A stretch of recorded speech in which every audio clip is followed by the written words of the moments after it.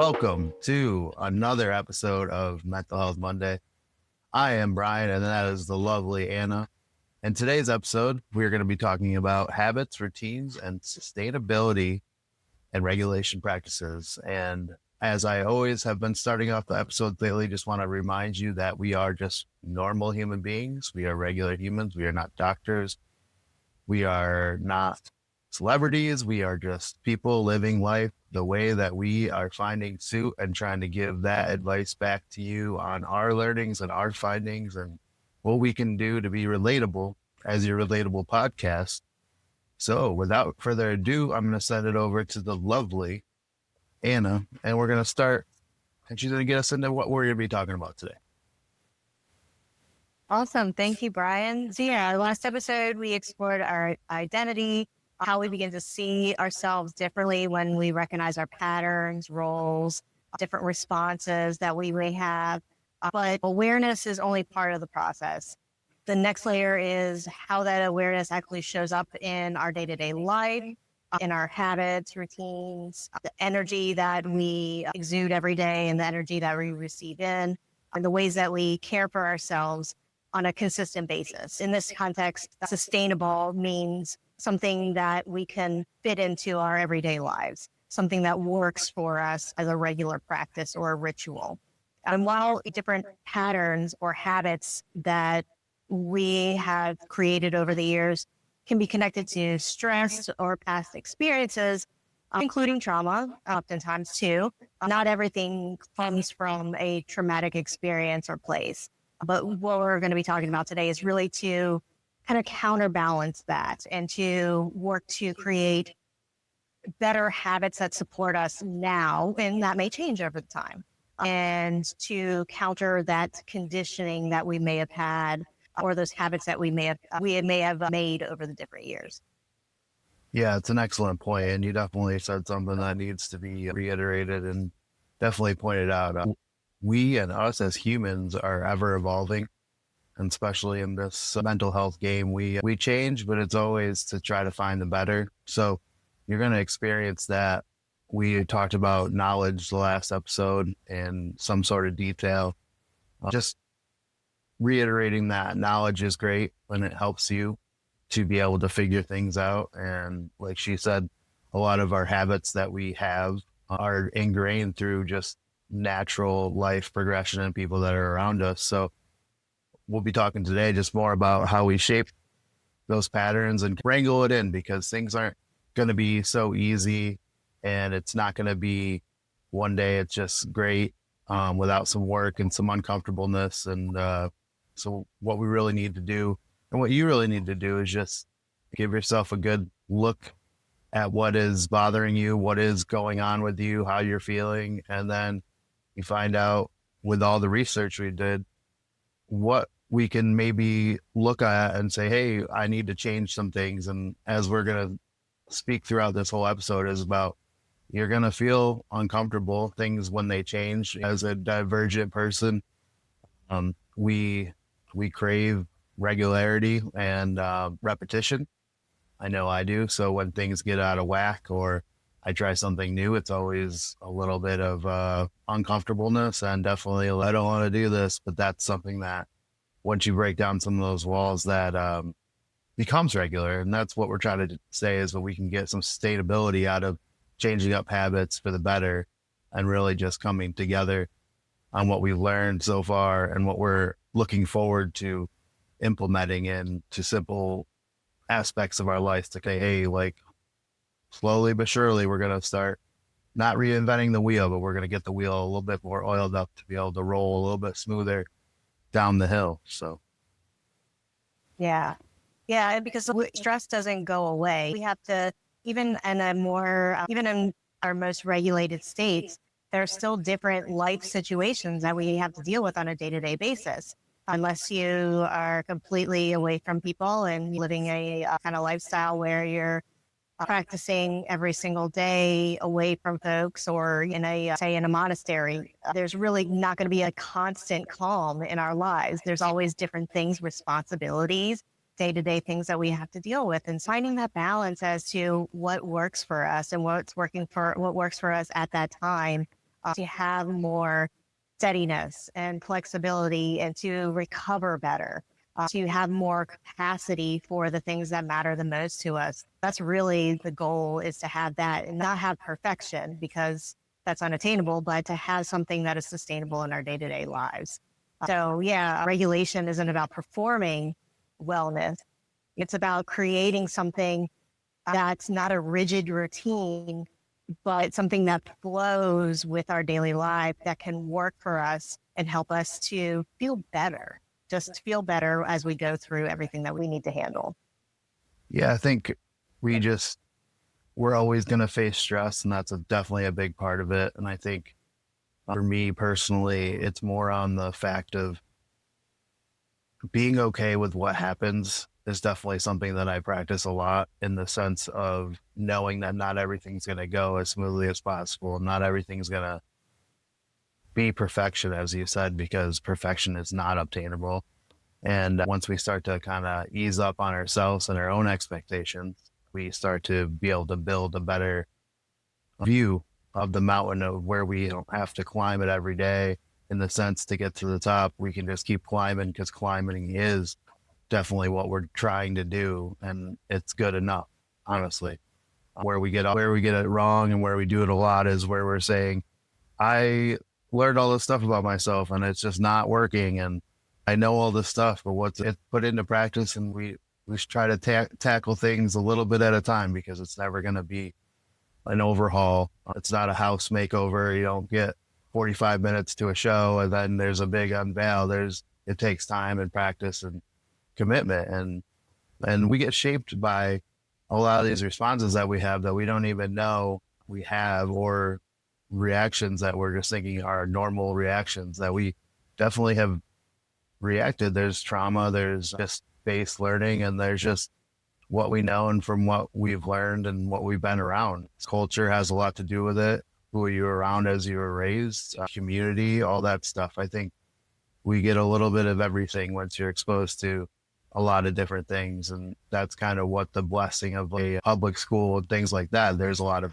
bad, there's a lot of good, but there's a lot of culture. There's a lot of different things that we learn, and we can say, hey, I can see them reacting in a way. And I can see, at least from my narrative, divergent mind is definitely was a spectator a lot, and really still am as a human and as an adult. And that's been a positive to be able to see. But when you learn about yourself, you get to find out, like, oh, so and so is like that, and now I have a tendency to be like that as well. We learn things without even knowing, and the real thing is to try to see that and what's affecting your relationships or your just everyday interactions, because sometimes it's going to be them that gives you the wrong message, or you're giving the wrong message. And then where we can go and find out is, hey, maybe I'm not saying it right, or maybe I'm interpreting it wrong, right? So we have to go and we have to really understand where we learned all these things. And a lot of times that's what a lot of this mental health stuff is, the digging deep, is to find out those tendencies. Learned a lot from my parents that I didn't realize until I really dug deep and said, hey, my dad's like this, or my mom's like this. And God, I deal with situations in the exact same way. And I just thought that was the normal. And you find out that's not somebody else's normal. And that's where we really get a disconnect. So there's a lot of things that contribute to our reactions and our states of being. And it's really something that we have to be a little easier on ourselves, because it's not something that we're like adapting and saying, yeah, that's what I want to be like. There's just a lot of things that just happen naturally that you're not going to be able to block it out. We're not that type of human, or at least if you are, you might be a robot or an alien. We don't really know. But for a normal normal human being, a lot of things that we learn in our daily stuff is what we view as normal. And then once we kind of step out, zoom out from the picture, we kind of see where, okay, maybe that is one way or another. And that's kind of where we have to look at things. And it's really tough, because everybody has their own things going on. Everybody's got their own agendas and things that they think is right and wrong. And that's kind of when you become a more healed person or more in tune with yourself, you'll be able to, like I said, like my narrative divergent self of being a observer a lot, I can see what people are feeling in a way. So I always try to the best of my ability, give them grace. Like we say all the time, we got to give them grace, and we got to understand that it's not going to be as simple for us as it is for them. There's going to be miscommunication where that stress comes from, and where we try to change to get the stress to be less, so we're not angry at them or angry at ourselves. Yeah. Yeah. And I think you said something very important there as far as getting to the root cause of some of our habits and regular patterns and things like that, because it gives us clarity and insights. It's important to know those things but really to gain that insight and to connect the dots. And like you said, bits and pieces of it can come from many different things. And it isn't until we start to dig deeper that we figure out, okay, this bit came from this and this. It came from work and relationships. It came from caregivers. It came from specific people or relationships with them, and how we adapted to different situations, specific situations. So yeah, you mentioned a lot of the different influences that could affect us. And I kind of see it like, if you're around people, you start to realize that you pick up their lingo.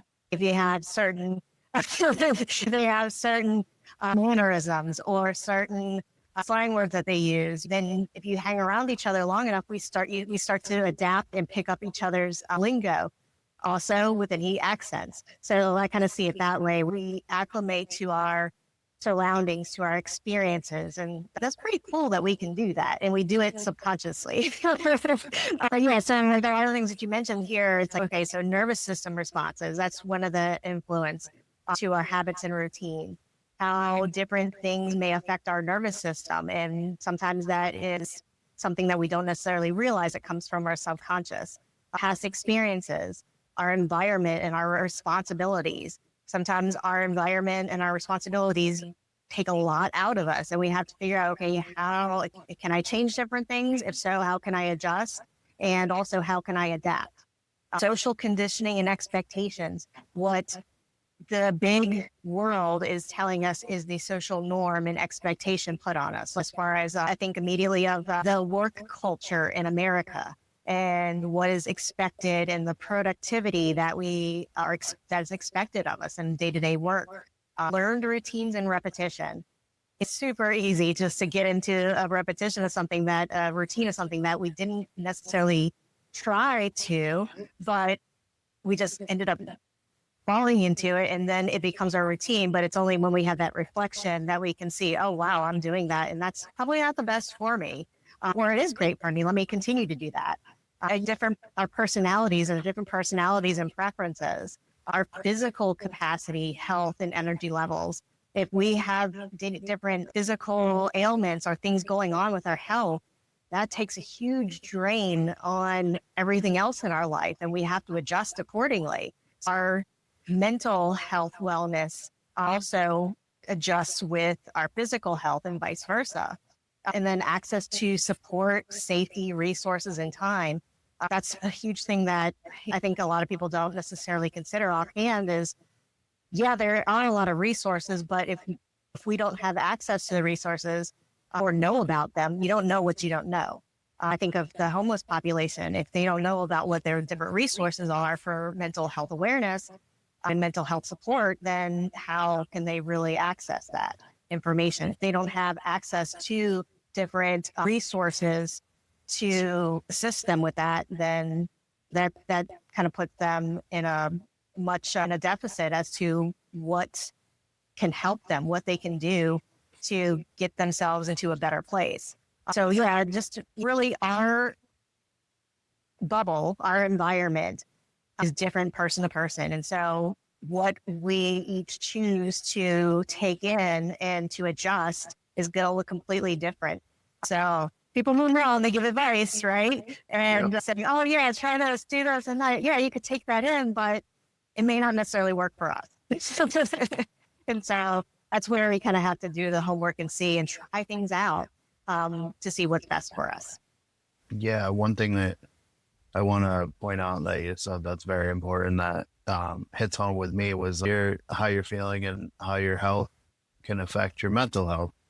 and things like that was very true to me, where I wasn't very healthy and didn't realize how much it was draining me to be more irritable, more reacting worse than I normally would, and things like that, because my health wasn't in check. And then you get your health in check, like I have, and you start to have a little bit more energy for people and interactions. So, just a quick thing on that too, as much as we kind of say mental health, just make sure the little things that you can do to make sure that your health is better than not. I know that I had some nagging things without knowing, not going to the doctors, whatever, just feeling like that's just getting older. And come to find out that wasn't just getting older. So we put that into check, and that's going to help our mental, because we're not stressing without knowing stress. And that's part of like stuff that our body biologically, there's a lot of different ways that we get into situations to feel certain ways. So I just want to point that out before we move on. Just remember, there's a lot of key factors here, and it's going to feel like the biology, your experiences, environment, capacity, and repetition, all these things are going to affect how you're feeling and how you move forward. So as we like move forward in the figuring out what these trauma, stress patterns, and trying to adapt to all these things, it gets to a point where I know trauma has influenced me just throughout my whole life. And then just how you can relate to it and figure out how you can be okay with it, sit with it, maybe rest, not have it in the very forefront of your brain. And like a lot of the times it'll control you. And that's really makes it tough for you to interact with other people if you are consumed by these things that are right in the front of you. When we learn about these things, it should ease that up a little bit, but it doesn't fix it in the short term, but it does ease up so that you can be a little more at peace with these things as we get into that. Yeah. Yeah. And one thing, and I know we've mentioned before, is like what can feel traumatic to one person may not necessarily feel traumatic to another. So it could be really the psychological trauma refers to the personal impact caused by an event or series of events. How we process that event and the meaning our system assigns to it, which can oftentimes just be unconsciously, like subconsciously, that we assign that meaning to it. We didn't necessarily choose to assign that meaning to it, but it can show up in different ways in our lives. So it could be hypervigilance, overworking, shutdown, urgency, difficulty resting, over planning and over controlling, and then difficulty slowing down without discomfort. But those same responses could also come from, say, what's going on in your workplace, like workplace environment, the culture in our workplaces, different cultural expectations, family roles, a lot of different other factors. So a lot of different things that could cause those responses. And I really resonated too. I was laughing because I resonated to a lot of those feelings, because I know one thing that I've noticed in myself is that I've overworked myself at times for really the fear that whatever may happen if I am not productive enough, or if my management felt that my work wasn't up to par. I've had some pretty critical bosses over the years, and as well as partners. And it really, as well as I was affected by corporate layoffs, but I was not laid off for any of my performance, ironically enough.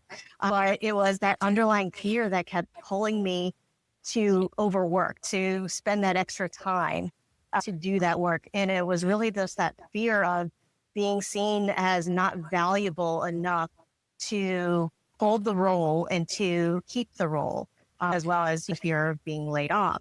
But that also parlayed into different relationships as well. Not all of them, but some, where I saw myself overperforming, overgiving, because I felt if I felt somebody pulling away, thinking, oh, if I do extra, if I do more, then maybe I can earn my keep. And maybe I'll be good enough. And seeing that and recognizing it, now I can do better to really stop myself and see, yes, I want to do a good job. I want to be there. I want to be supportive, but I also don't want to overexpend myself so it's not healthy for myself or healthy for the overall relationship, job, what have you. Yeah, that hits home for me as well. Obviously, there's the middle child syndrome. There's a lot to that. Definitely had a lot of critical teachers, influences, friendships, cultural stuff. Definitely, my dad is a classic pull up by the bootstraps, have 7 jobs, and if you're not tired, you're not doing things right. And yeah, it definitely has instilled in me if I was trying to be steady or complacent, as some would say, that's wrong and I'm doing something wrong. And definitely finding, like we said, there's ways where we learn things that we don't naturally inherently know. It's just what we know and what we find is normal. So learning that, and then yeah, even just being neurodivergent on top of all this mental health stuff is really hard every day. You kind of have to calm myself down a lot for those reasons alone, of not overworking or doing too much and really draining my battery real hard just to be good enough, and that's one thing that I really had a good chance to calm myself down, because I realized that the terrible saying, but it's a true saying, of everything's going to be all right. Nobody wants to hear it when they hear it. But even if you do lose that job, most of the time, we'll figure it out, and we'll figure it out when it happens. There's a lot to worry about if you want to worry about things, but there's a lot to not worry about if you don't want to worry about those things, and it helps your brain. It's very simple math and simple equations, but it really does come down to kind of that mindset. And definitely the job thing is something, anytime I've gotten called in the office the last 3 years, is, am I getting fired today? Even though I do my job and I do well at my job, you just never know. And that's a stress that we have from that conditioning of, are we good enough? Are we, you know what I mean? And middle child things of having to be an entertainer, do the best, and to show up and be bigger than life just to try to make a presence known that it is good to have me around. It's definitely been something that I've had to relate to my real world views. And when I talk to my therapist, it's who put these expectations out there. And then I always have to do the one thing where I point back at myself, and I am putting those expectations in the world, and I am stressing myself out because I am like putting these goals that are crazy. Not everybody thinks like that. And then you start to go, oh, okay. And then you step back, and that's part of the zooming out part of everything, where you go, okay, sometimes just good enough is good enough. And we really have to accept that we talked about it, I think in the last episode, of just 60% some days is great. You don't have to do 120 every day. As long as you're doing what you can do, that's what you can do. And that's what's important. So we don't take all these responses and just say, hey, it's because trauma or because I was learned this. It's stuff that we learn about that to be able to change it, or at least deal with it differently. Yes. And that's so important. It's important to recognize, yes, this is where it came from, or these are the areas that it came from, but these are also things that I can work to adjust and to change and to be better for myself, to feel better. Having a sustainable practice and sustainable nervous system regulation, it really is something that by definition, it's something that can support our lives without controlling it. To not have a rigid routine and feeling like the world's going to fall apart if I don't do this one thing. To be able to adapt with our different life changes. And that also leaves room for recovery, rest, and unpredictability. Because there's always something that could happen. Always something that could happen. Go ahead. No, as I say, anything can happen and anything will happen. That's kind of my definitely saying about waves. And it's not about trying to swim in between the waves. It's swimming to know that waves are going to hit. Waves are always going to be crashing. And it's just how you deal with the ups and downs. And that's kind of the regulation part of everything. Because I think to get into a regulation and to regulate yourself just better to deal with things, you have to become uncomfortable. You have to deregulate what you find is not working for you. And that's not hard boundaries. It's not just like, today I'm going to be this different person that doesn't react this way, doesn't go down that street instead of the street I normally do. It's one incremental thing at a time. And we get jarred when it's not regular or what we normally do. But that's how we make those incremental changes to be able to get to a spot where the new normal and what we love doing becomes a better, healthier normal than what we're doing. Yeah. And I just thought about the fact that, I don't know, for me, it's easier for me to make something a practice and have it become a habit if I tie it in, if I make it something fun, if I put fun into it. And if I remember, hey, this is going to be something, this is what I feel like after I do this. This is how I feel after doing this thing. It makes it more, I guess, easier for me to create and make it into a habit if I attach fun to it. That little dopamine hit. Like coloring. But yeah, so it's building a sustainable regulation often means learning to tolerate steadiness, because sometimes having unsteadiness or being in that constant stress mode or constant going, or constantly dysregulated in different ways, having something steady in life can, like you said, jar us, and like just waiting for the other shoe to drop, or you're like, what's wrong? It's too quiet. Something's going on. So learning to tolerate steadiness a lot of the times for some people, and then allowing time to rest and recover without guilt. That's a hard one, I know, for me. And creating routines that support our nervous system instead of constantly overriding it. And this is something I'm regularly having to work on every single day, is having that there are always things on our to-do list, right? Always things on the to-do list. And if you're surrounded by them, like I'm at home, I see all the things that need to be done. But also having on that to-do list and actively building in time and making sure I follow up and accountable to myself, that I build in time for rest, because that is just as important as knocking things off of our to-do list. Yeah, the to-do list is going to be it forever there.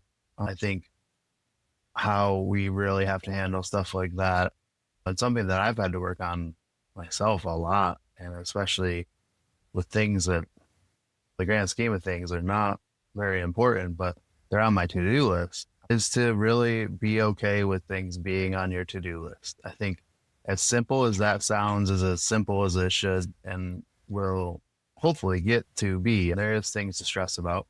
We have different factors and all that other stuff, but a to-do list is a great example of kind of what we're talking about here, where there's things that got to be done.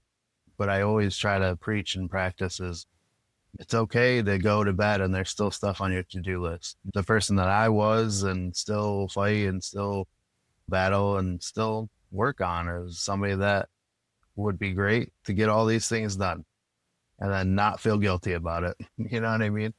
And I've been in a better place to be able to let those things go another day, go another week, whatever. But as long as it's okay to do that and giving yourself the wherewithal and space to do that, where you can say, hey, didn't get that done today. That's okay. We're going to live to fight another day.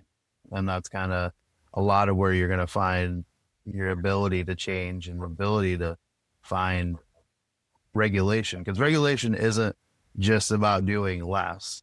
It's about having more internal steadiness when your life requires it. Be able to say, hey, I need to Zach Morris time out and freeze a little bit and give yourself a little bit of rest. And this is something that I've talked about on here before, but I didn't understand the song Enjoy the Silence until I could be in a car and have no music on, or be outside and not try to focus on anything in particular, and how much meaning is in those silence and just taking things in and not thinking about things. The silence and just like regulation isn't just about, hey, I didn't do anything today, so this rules. It's like, that's what you did, that's just helping you regulate in the sense of to get you in a better place. It's not a mode to stay in. Regulation goes both ways. So when we say that, take time and listen to yourself, listen to your body, listen to your mind. And when you're feeling overwhelmed and everything else, like the to-do list is still there. It's okay. The to-do list is there. You know what I mean? That's kind of where we take that pause. We step back, we reassess and say, hey, this isn't working for me. I just need a little bit of silence. And once you start to really enjoy the little moments that you can kind of take with everything going on, you can take a step back, the zoom out, what I've said a lot today. The zoom out really does help 1,000,000%, because even if it's not a long pause, a long silence, even if it's a 5-minute car ride with no music or anything, and you're just in the moment, it helps because it kind of puts things into perspective. So as we Yeah. as we try to build sustainable habits and routines to help build into the foundation of what we want to regulate with, and the ways where we do, there's a lot of healthy ways we can do that, and very helpful ways to be able to help ourselves. And not, it's not like you need to have full days of this, things like that. It's about little changes that can help, and then it opens up other doors and avenues to be able to build upon. That's what we need to do as a human, is when we're building up our character, like a video game, we're building up our character. We're figuring out what's going to make our armor better, or however you got to look at it. There's just things that I do in my daily life, just taking, if I'm feeling a certain way, I got to figure it out, and I got to take a breath back. And you talked about the to-do list. I got probably like 10 sticky notes all over my desk right now that are just things that, you know, I want to do or get done. And it's until recently where I can say, it's okay. Good to have it written down because I will forget things, but it's not something that I need to stress to the point where my life is terrible because I'm not doing it. So I'm serving myself. Yeah. Yeah, absolutely. Prioritizing them and saying, okay, does this need to get done today? No, it doesn't. This other thing, yeah, I really want to get this one thing done today.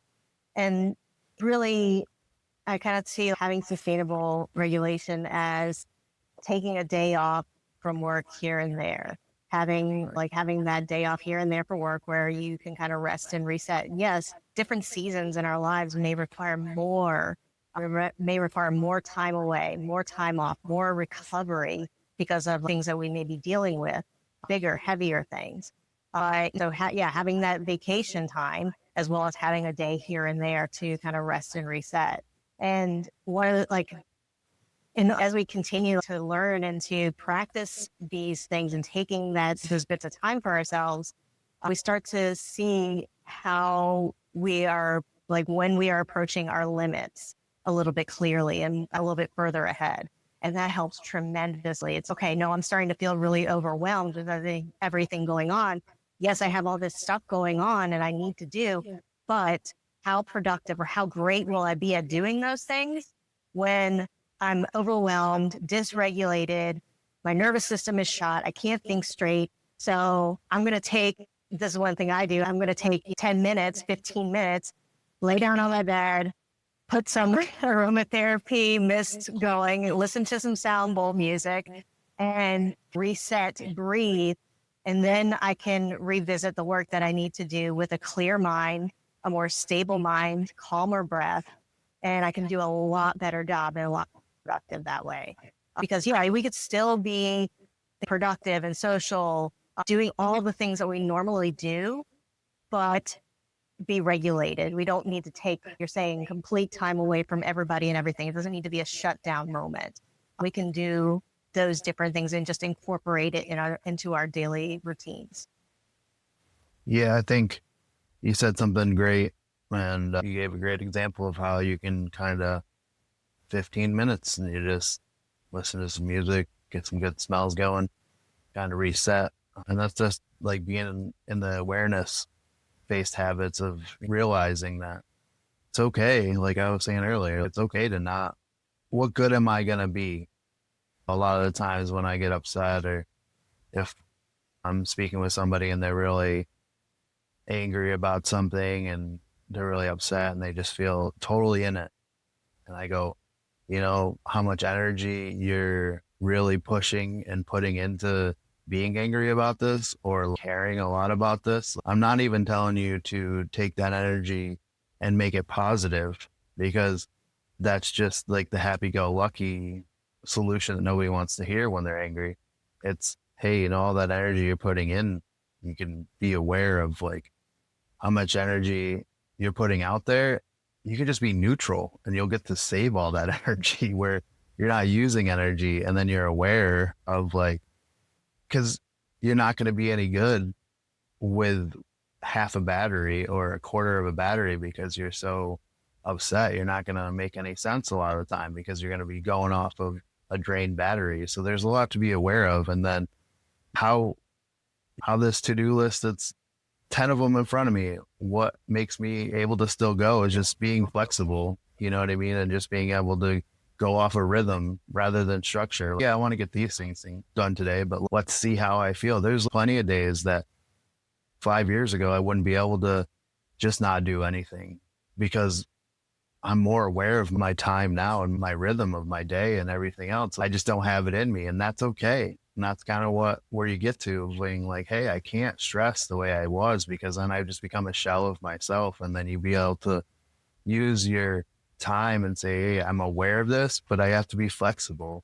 And then you get a flexible structure of trying to fix things, you know what I mean? And just go off of more of how you're feeling than everything that you're going, oh my God, I got to get all this done. There's different ways to go about things, and really just basing it on your capacity of what you're able to handle. You know what I mean? I'm a lot more aware of what I'm able to handle nowadays than I was even a couple of years ago. And it's really a testament to knowing how much energy I'm giving out and how much battery life I have. And like, what good am I going to be if I'm already drained to do these things on a to-do list that if I get them done, what kind of, like you said, what kind of job well done is it going to be? It's going to be a job done, but is it going to be a well job done? Probably not. You know what I mean? We got to be able to be okay with changing things up and be able to listen to ourselves and be flexible with our own time and our own efforts at times. And I'm in plenty of bands, and a lot of the time it's rigid. It's work schedule where, hey, we got to do this. And a lot of times I will tell my band members, hey, if you're not feeling it, there's no way to stress. Like, we'll still be a band next week. We'll get together next week. There's things about that I think is a healthy way to go about it, because if you're going to come to practice and you're halfway already just drained from doing everything else you did that day and everything else, there's like, why put yourself through something if it's not enjoyable or you just can't take it? So there's no failing. And I know that's a cultural thing. And I reiterate that to my band members. I'm like this is a bad thing. Like, we're just people, and sometimes we just can't do, and sometimes it'll be better if we didn't, because we got to be flexible. So just knowing that you're not a failure and knowing these to-do lists can be there, and we can find out ways to regulate and just be better by just being more supportive of ourselves.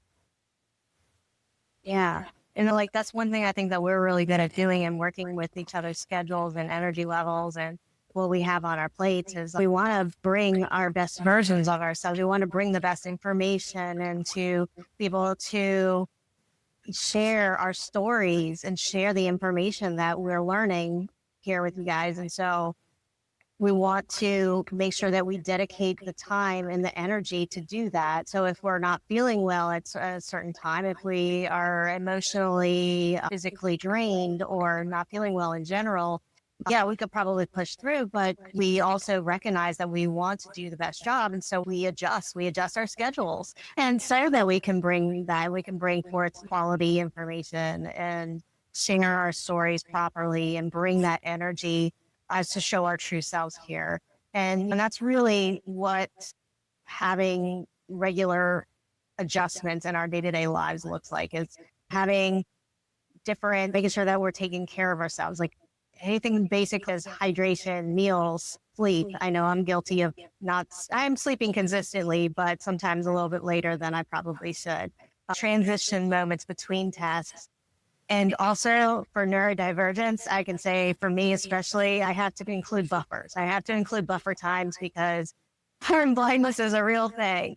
So including transition moments to switch our brain from one task to the next, especially if they're completely different tasks and different kinds of tasks. And then also allowing buffers because some things may take a lot longer than we anticipate.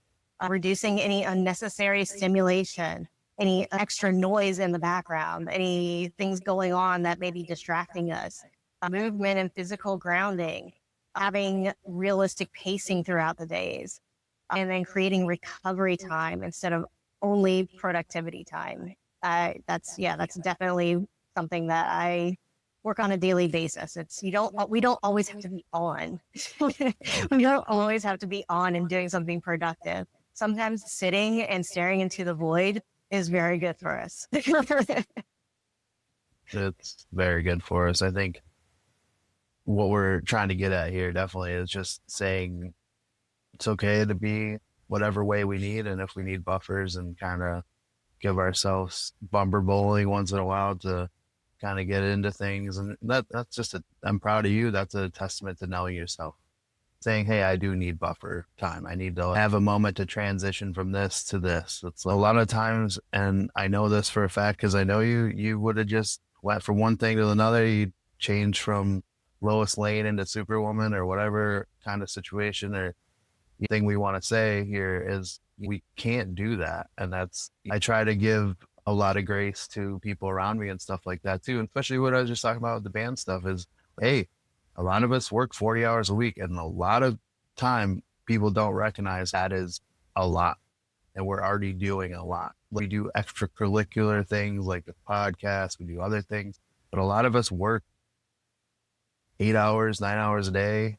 And sometimes we don't, but still we're drained from that. So you got to be able to realize and really find better ways to say, hey, super proud of you for saying that you need buffer in between things and letting that be known, because then you're giving yourself that even 10 minutes before you switch and transition to something else where you're going to feel like, hey, this is important for me to do. And it's going to be almost like you want the best version of me. I got to do this. And that's where you're standing up for yourself to say, hey, cool, I'll do that, but give me 10 minutes to get there or however much time you need, which is very important where, I as a person, and I know you, and I know myself, that we will do anything to make the situation better and go smoother. And a lot of times that means putting on different capes and different outfits for different situations. And once we go, hey, I don't mind wrestling in mud, but let me put on my tights and wrestling equipment instead of just coming with my work clothes. We're willing to get into it, but let my body and mind really get into it and really make sure that before you burn out, because it's really easy to burn out. And we know in today's world, stress, everything else, we're going to burn out. So with knowing that, these little key victories of, like you just said, need a buffer from going to A to B to C to D, there's a lot of grace and amazingness to that, because you start to, those little bit of minutes that you take to do these things, starts to break up your routine and might feel different and weird at first, but it really helps you in the long run. And when we're going from a lot of where we are trying to regulate our battery and our presentation and just feeling better, that's where we need to come from. Healthy habits don't just depend on discipline, hey, strict rules, got to do this. They depend on how your support system feels. And that's what's really important here is finding that great balance of being, hey, this serves me, and it might make things more difficult externally, but once you put the boundaries and things out there, and they get easier. It's just about breaking them into your daily routine and being aware. This is where all the information that we've taken in, learned, is saying, hey, this isn't working for me, so I got to do something about it. So Yeah, and you mentioned something right there that is absolutely crucial is we're working with different people throughout our days, and having that communication and creating realistic expectations, not only for ourselves, but with other people that we may work with on different things, whether it be family member, partner, work, what have you, and communicating that information. Because if somebody genuinely cares about us, and we communicate, hey, I'm having a really rough time trying to handle this stuff right now with everything else, then they're having that communication goes a long way. And then they're more likely to understand, well, then they understand, or they can start to see, okay, how can we adjust? They can work with us a little bit better on those things. Not everybody may be completely receptive and be able to completely understand, but at least they know what's going on and they can give us a little bit of grace, just as we would give other people some grace if they're going through a tough time and trying to figure things out and readjust. And yeah, having that communication and creating different boundaries where needed, that's really just to help strengthen the relationship, strengthen our relationship to ourselves, not put up a wall, but to have a more realistic practices, have more realistic practices for ourselves and our routines that can be good for us in the long haul and good for others, and have that good partnership for the long haul. Like saying, communicating to family members, hey, I I need to have 10 minutes to decompress after work, after getting home from work, and then we can have some time to play with the kiddos. Just give me 10 minutes and then be able to recoup some of my energy, shake off the day, and be able to go play. That having that communication and starting to have that as a routine can really help us as an example. And really just creating those healthy habits. And it's not just like discipline and forcing us to have that and not have rigidity to these different practices, but something that can flex and evolve as we need it to. Yeah, I think an important thing to realize is we feel guilty a lot. I am very like a person that just feels guilty a lot for things, but you said something that's very true to my nature right now and what I try to do. And we talked about it a little earlier with our communication and stuff is I just try to be transparent and truthful and just talk and just say things because honestly, I've been a person that has felt guilty about letting other people know how I'm feeling or whatever. But the real truth of the matter is, as I've gotten through this, is and still go through it, is that once you kind of put things out there and you kind of just are truthful, no matter how really it gets received, you feel so much better because then you are living your truth, what people say, which I don't love that saying, whatever, to each his own. You're being able to not have to backtrack. You're not having to figure things out in a way of, hey, like you said this and that whole thing, or where we go from thing to thing without buffers and we're not really speaking on how that makes us feel. And then we have a tendency, like I did, just to blow up once in a while. I have episodes where I'm just feeling so overwhelmed because I'm just like going because I feel guilty if I don't. We got to really be vulnerable and compassionate to each other and whoever we're around. Doesn't necessarily have to be our partner or people at work or whatever. We just have to be more honest. And I know that sounds not easy, or is, you know what I mean? Being vulnerable is definitely really hard in today's world, but kind of letting it out there and kind of saying I need rest and not feeling guilty about it. And then your productivity is not just, hey, that's who I am and and then the fear of slowing down, like what I was saying earlier, like the to-do list is going to be there. I don't, we'll get to it. We'll do things. We'll make ourselves feel good by doing a couple of things, not everything, because we're really just driving ourselves closer to being drained if we're just trying to be everything. And then just trusting that this stuff works. And I know we're just two people trying to be relatable, and you're saying, how do I trust these people? And trust me, if you saw me 5 years ago, you'd be like, okay, maybe he's on to something. So there's the unrealistic self expectations. That's like my life. I still have that. I still go to therapy and say, hey, I'm feeling crappy about the situation. And 97.8% of the time, my therapist will go, hey, and who set this boundary or who set this goal or expectation? And I'll go, hey, yeah, no, it was me. It's my own brain. And it's the all or nothing on doing everything in our routines and like the to-do list. We can leave things there. We don't have to get everything done and feel guilty about it. And believing that support must be earned is something that we need to know, that support's going to be there. You've supported me. My friends support me. We have a wonderful support group. of friends that we have, but not everybody's so lucky. But the trick to the world is being vulnerable, being able to say, hey, this is what's really going on in my head. This is really what's going on. And may get treated in different ways. But the reality is that whole saying that I just said, speaking your truth sometimes leads you in a place to where you don't have to keep talking. And then everything gets a little bit more still. You don't have to backtrack. You don't have to think of different ways to keep this situation going. If you're being very transparent, you're going to be very much able to just have more focus on yourself and your wellness because you're not worried about having so much to really figure out this world that you're making instead of the world that you're living in. Because it's easy to say you're okay, but if you're outspoken and saying, hey, I'm okay, and which I say a lot, but if there's something that I'm just like, hey, today I can't do the podcast because I'm just drained. I don't feel it. I'm drained. And not feel guilty about that because you know what? We'll pick it up another time and people will understand and we're doing something positive anyways. And there's things that's how I rationalize a lot of things. It's not like I'll get it done, we'll get it done and it'll be great.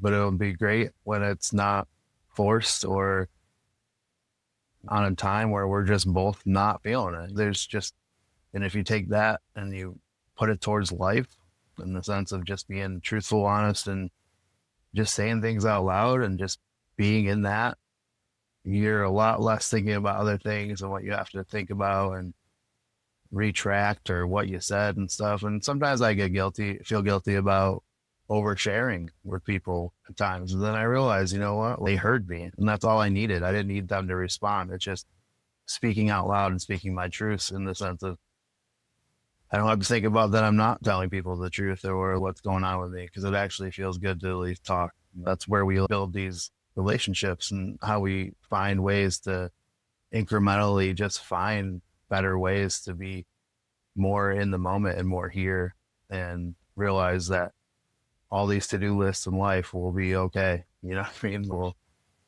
There's more things that we can not do than do and still feel way better about it. Yeah. Yeah. One of the things that I really got from what you said there was, that saying your vibe attracts your tribe.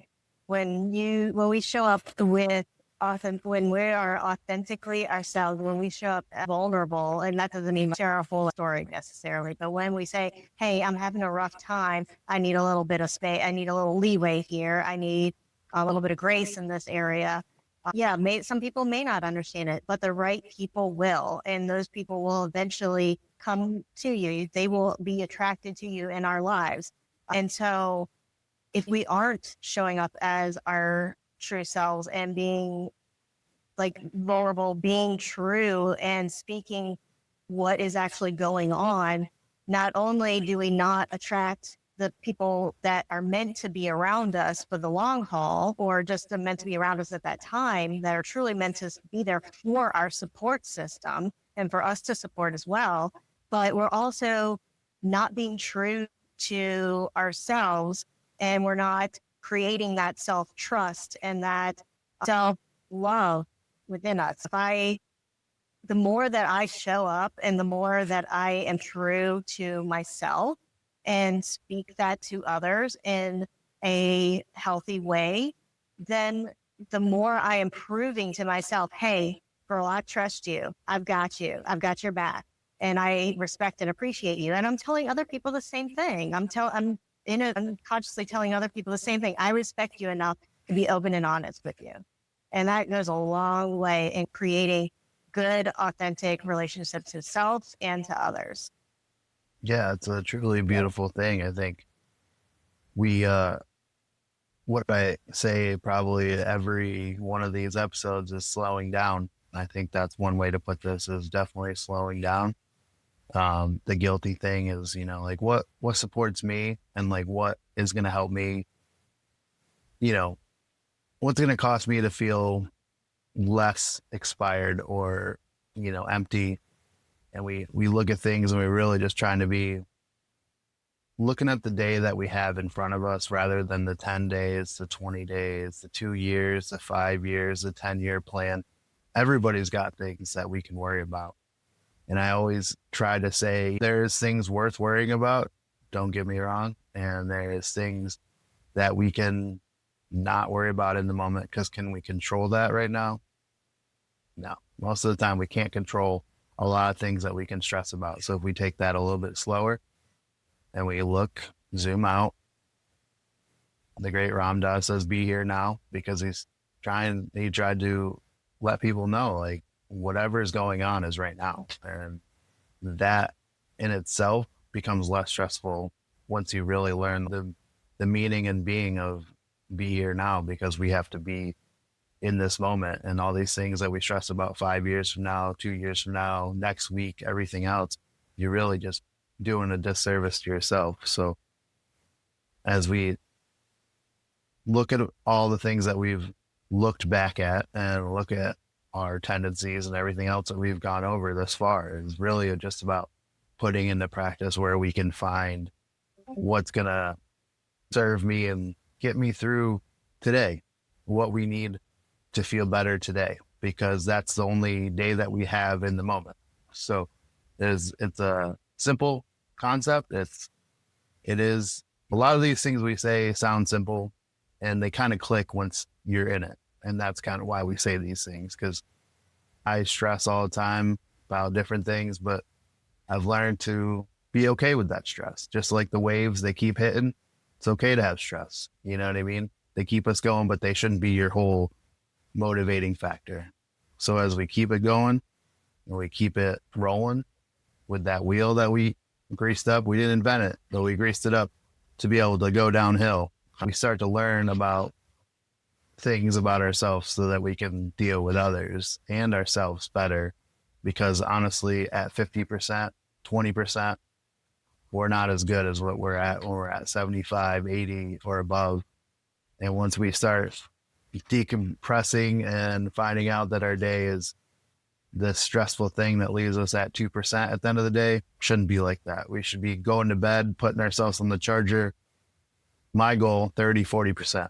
You know what I mean? Never zero, because that means you can be tired, but if your brain's still good, that's still above 25%, I would say. With that in mind, that's what we're trying to get across in this episode, is just little changes, little increments, and zooming out, and really just finding out ways to make your stress load less, because stress is going to happen. But to be able to put those to-do lists in front of you and not stress about it to the point where you were stressing about it, it's a win.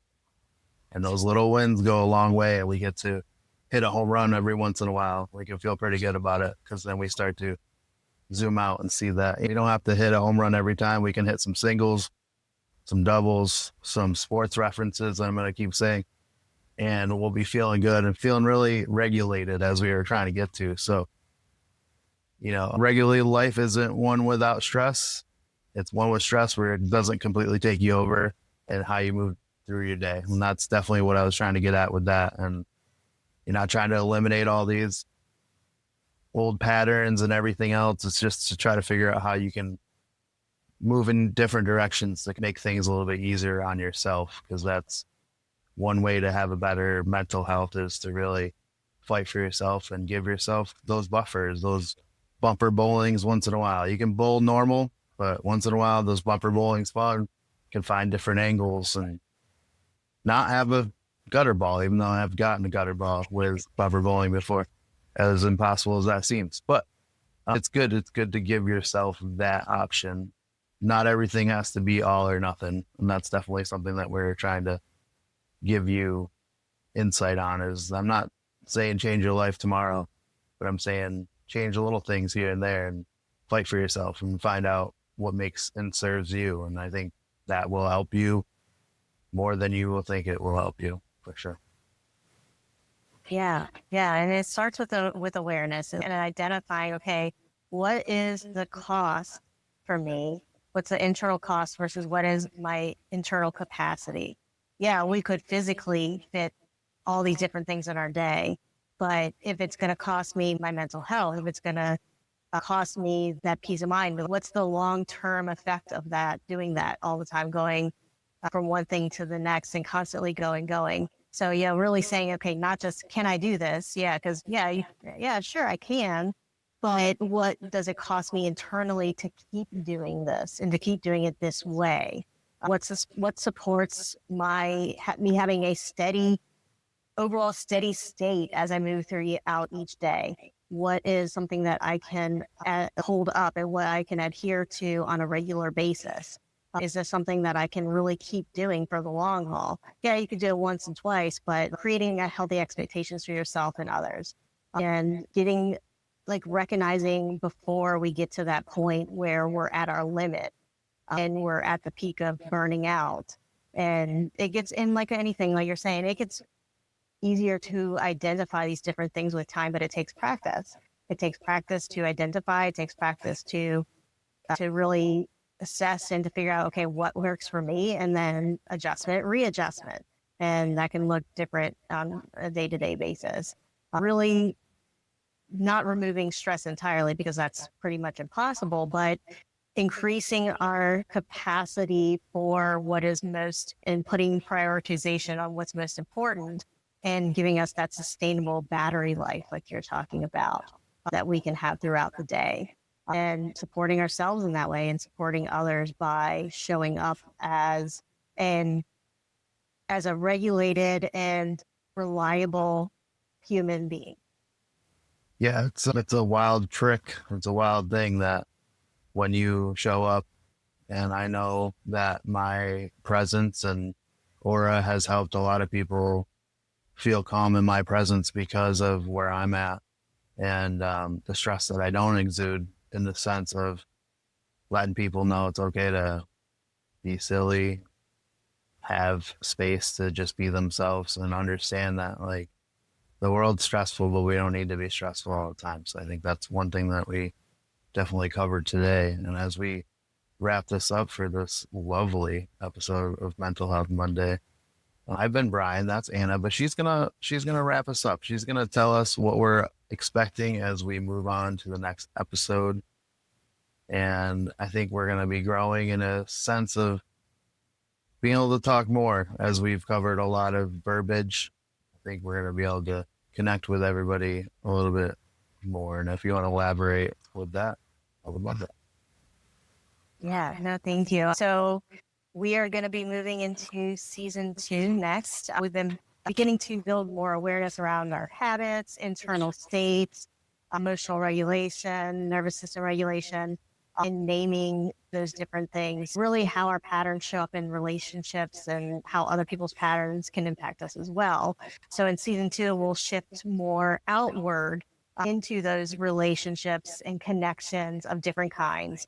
So exploring attachments, revisiting boundaries, communication, emotional safety, and what it means to relate to others while staying connected to ourselves. So yeah, we're going to be digging further into some topics and touching on some new ones. Looking forward to it. Yeah, me too, because I was just about to spit out a bunch of words and talk about what you were just talking about, but I realized that is for season 2, and that I'll be able to spit those words and be able to say the things that I love to say out loud for us. And it's been a great season 1, and I'm really proud of you, and I can proudly say I'm proud of myself. I think that we've come a long way in a short time, and we've really found a way to connect, and we hope that you connect with us as well. And I hope you find it relatable, because that's what we're trying to do here. Again, we're just normal people, and normal, it's not a great word, but it's subjective. But we're just 2 people that care about others and care about ourselves. And we're trying to find the balance. And as we do, we're going to share it with you. So for Mental Health Monday, I've been Bryon, and that's been the lovely Anna. And we'll see you next time. Thank you. Take care.